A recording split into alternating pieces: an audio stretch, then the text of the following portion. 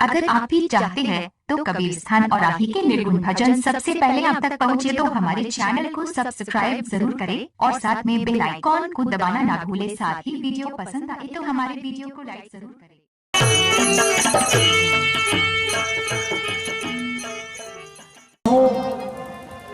जो तुम्हें तो कोई पुत्र शाखा संतान नहीं आज तक इतने समय बीत चुकी है, आज तक मुझे कोई सखा संतान नहीं हुए। तो मैं तीर्थ यात्रा का तैयारी कर रहा हूं और तुम तो राजा हो, तो तुम्हारा भाई जो है दरोगी, उनका पुत्र जो पाठशाला में पढ़ता है, वह पुत्र कुछ ही दिनों के लिए मेरे साथ कर दो ताकि मैं तीर्थ यात्रा में जाऊंगा। हे ईश्वर, ये आपने क्या कह रहे हैं? क्योंकि आप जानते हैं हीरालाल मेरा भाई का पुत्र है और हीरालाल पे मेरा कोई अधिकार नहीं।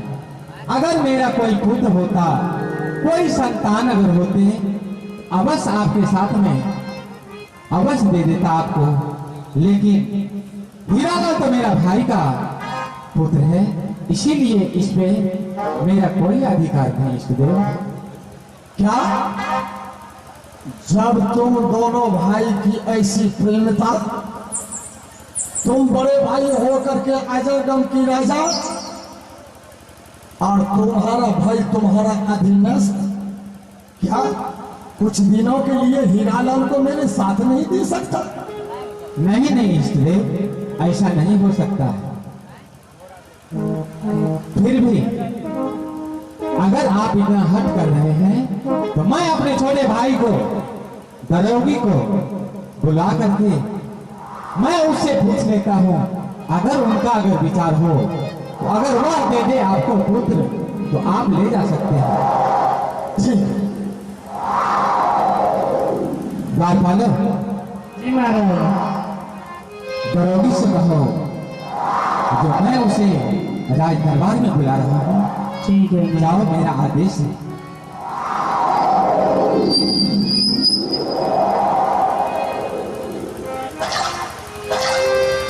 हरे बाबुआ रे कारा मुलाकात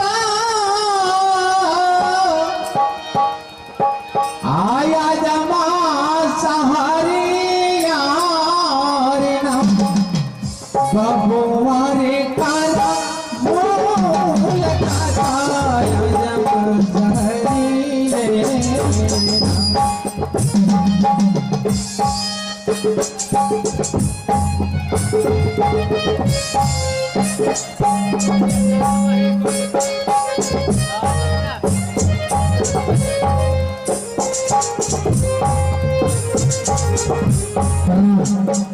भाई साहब खुशी रहो दरोगी। आज तुम जानते हो, आज मेरा अहोभाग्य, मेरे इष्टदेव, मेरे गुरुदेव हाँ। मेरे महलों तक पधार चुके हैं। अच्छा, आज मैं खुशी से झूम उठा हूँ।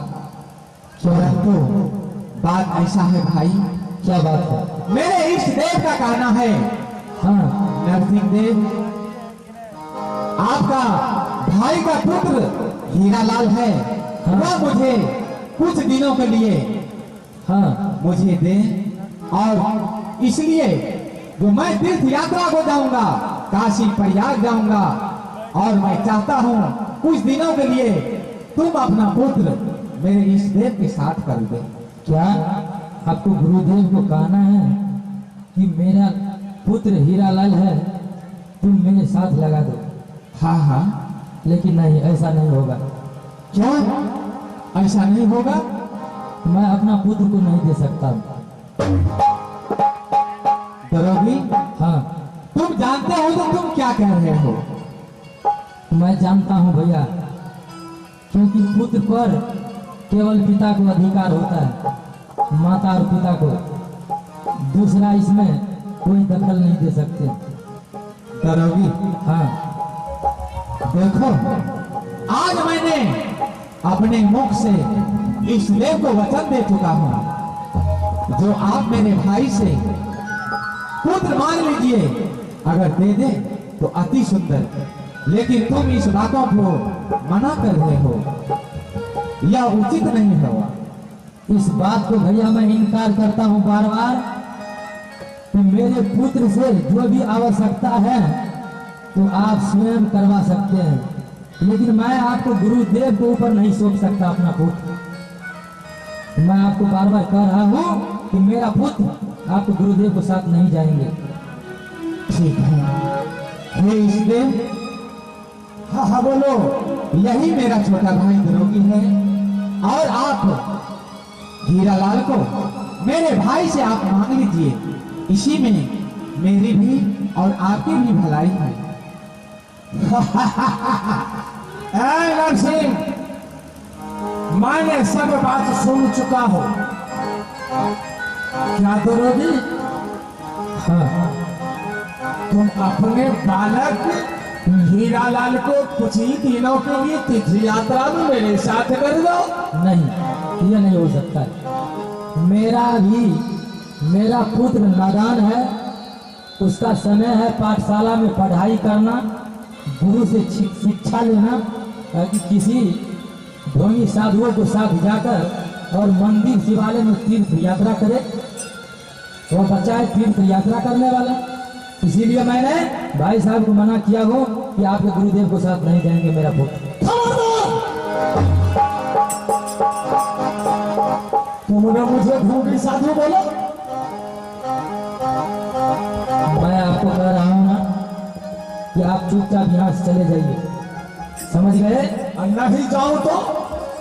सुनिए, अगर मैं अपना पुत्र को अगर आपके साथ भेजूं तो पुत्र पर केवल पिता और माता को अधिकार होते हैं, इसमें दूसरा कोई नहीं बोल सकते।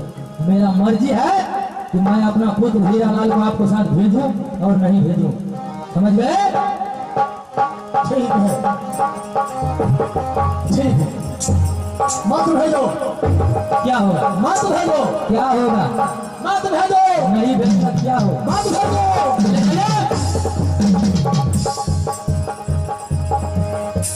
ढोंगी साधु बन बनाया ठगने के। हाँ भैया, तुमने यह अच्छा नहीं किया, मेरे इस देव को तुमने अपमान किए हो, और इसका सजा तुझे मिलना आवश्यक जरूरी है। क्योंकि सुनिए भैया, जरा गौर से आप आराम से सोचिए कि एक नादान बच्चा को आपको गुरुदेव किसी जगह तीर्थ यात्रा में ले जाके क्या करेंगे, इस पर जरा विचार करना होगा। आराम से सोचिए गहराई से। लेकिन दरोगी, तुझे ऐसा नहीं करना चाहिए था, जो मेरे गुरुदेव को राज दरबार के अंतर्गत क्या तुमने अपमान किया है। मैं अपमान नहीं किया।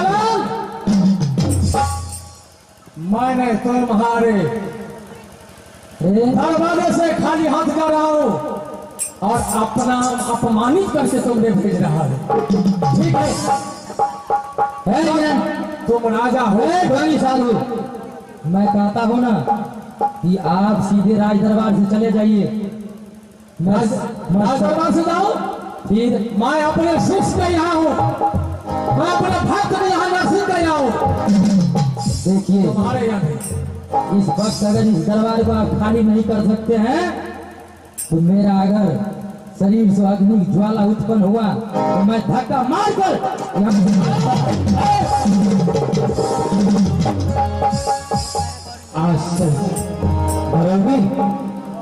तुमने जिस प्रकार मेरे इस देव के साथ तुमने दिखाई करी हो, इसका बहुत बुरा परिणाम होगा। ठीक है, आप जो परिणाम दे सकते हैं कोई बात नहीं, आप दे सकते हैं।